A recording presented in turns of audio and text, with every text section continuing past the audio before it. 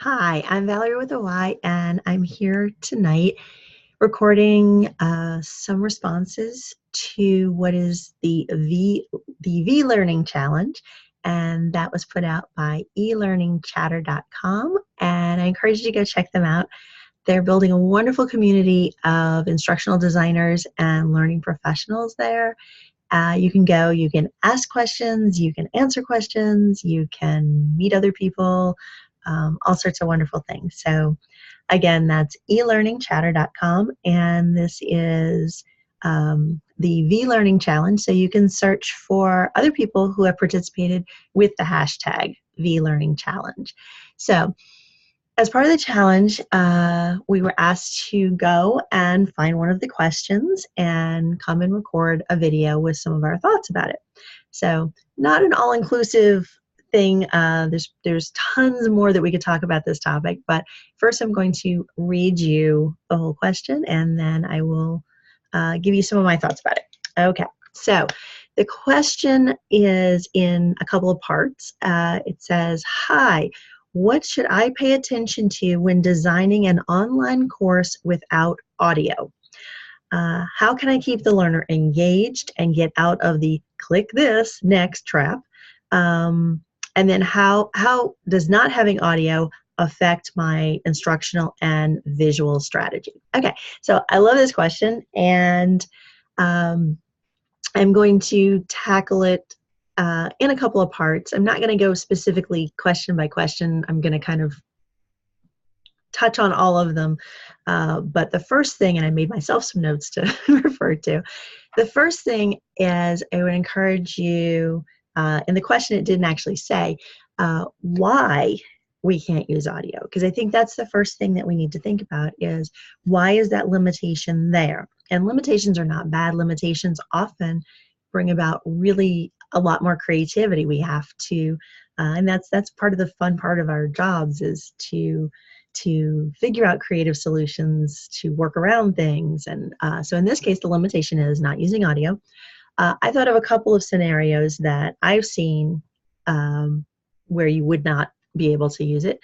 One would be in the workplace. If you have learners who are participating in the learning at their desk, let's say, as part of their regular, they're doing it as part of their daily tasks. Quite often, they couldn't play audio. It would be very disruptive to their coworkers, and they may not be able to use headphones for one reason or another. So that could be a limitation, but that would be important to know, because that would also inform other design choices that I would make. So not having audio out of context, I'm not, I'm not gonna try to second guess every possible scenario, but I would encourage you to think about what the impact of the overall design is going to be based on why that limitation was put in there. Another reason that I've seen the limitation be put into course designs is because of low bandwidth. And many of us are very spoiled now. I mean, I'm on video with you right now, very high bandwidth. But there's a lot of instances where that's not possible. Either, the internet service is not good, or for whatever reason, the delivery has to, be in sort of a more lower bandwidth form. So then, of course, that would also set other limitations, like I would probably not be able to use video. I might not be able to even use large sort of animated graphic type things. So again, knowing the whys will help us make some choices. Now, before I get into some other things about what I would suggest, if you don't have audio, I just want to put in one little comment of something to be careful about, even if you are using audio. And this is something that I see happen in e-learning courses, and also just courses that people present in person, or maybe they're doing presentations at a conference, or you're somewhere where you're, a meeting, maybe you're presenting using usually a slide deck or something like that. And that is even if I can use audio, please don't read everything to your learners. It really is detrimental to comprehension and attention. So for one of the problems is, particularly, as I said, I see this in presentations, live presentations, or webinars a lot. The average person can read a lot faster than we talk. And so you've already finished reading what's on the screen and the person's still talking, saying the same thing. And then that causes all sorts of problems with, the inputs coming through multiple channels. It's distracting, it's cognitive dissonance, it's a lot of extra cognitive load. It's just, it affects your attention. I mean, I will admit I've done it. I've been on a webinar or something and the person is just reading all of the text to me, or in an e-learning course, and they're just reading all of the text, and my mind kind of drifts off because I've already read the text on the screen, and now it's this added layer of confusion. So even if you're using audio, please be careful about that. Okay, so now back to, we have no audio. Here are 3 major suggestions that I would make. The first one is that a picture is worth 1,000 words. We've probably all heard that message a lot. So if you can, I would encourage you to include a lot of relevant imagery. Again, depending on the context of what you're teaching, imagery, if it's a process or something, having the images, the step-by-steps, things like that is, invaluable.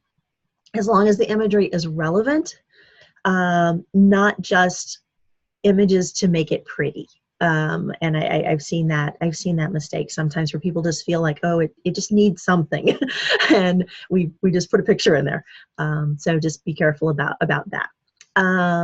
The other is whether I can use images or not. I need to be careful when I'm presenting a lot of content that I don't present it as just a big wall of text, and I mean big long paragraphs, because especially consider how is the learner going to be consuming this? Are they going to be doing it on a mobile device? They might be doing it on a very small screen. Even if it's on a full computer screen, just having tons and tons and tons of large paragraphs of text, again, is very difficult to go through. So one would be to think about using a lot of white space. And to do that, you would do things like make lots of smaller paragraphs, break the text up, make it clear where the eye should go, give them headings, and differentiate those either by size, make the text bold, perhaps, if you can use a different color, some way to differentiate it. And also it provides a consistent sort of structure to the text you're presenting. So lots of white space. If you can use bulleted list or numbered list, again, if you can use some images in between, but always being mindful that you have lots of white space on the page, and the page, in this case, I'm speaking of screen, because you need visually, you need to help the learner know where to look and give them places for the eyes to rest and to go to, and make it very clear that way. So that's tip number 2. And tip number 3 is to focus a lot on activities. And activities don't always have to take place right in the course. An activity in an e-learning module can send the learner off to go speak to someone else, go interview someone, talk to a coworker. So audio comes in that format. Audio is not actually in the course, but that doesn't mean there's not other ways that it comes about for the learner. But the activities, doing will always win in the learning game over reading and or just passive, listening or something like that. So the more activity-based things you can build into there, that will be extremely helpful. People will not even notice that there's no audio. In fact, they might appreciate that there's no audio. So that's the 3: using the imagery, focusing on the use of white space and good visual designs in terms of laying out the information. and then also using activities. So again, not all inclusive, but a few ideas to get us started, and I can't wait to see what everybody else comes up with. So please go over to eLearningchatter.com, leave additional answers. You can look for this question. You can add additional comments there. You can put comments on my video as well. There's also a discussion going on LinkedIn. You'll find them all over the place, which is great. So I hope this was helpful, and I can't wait to see everybody else's ideas as well. So see you next time.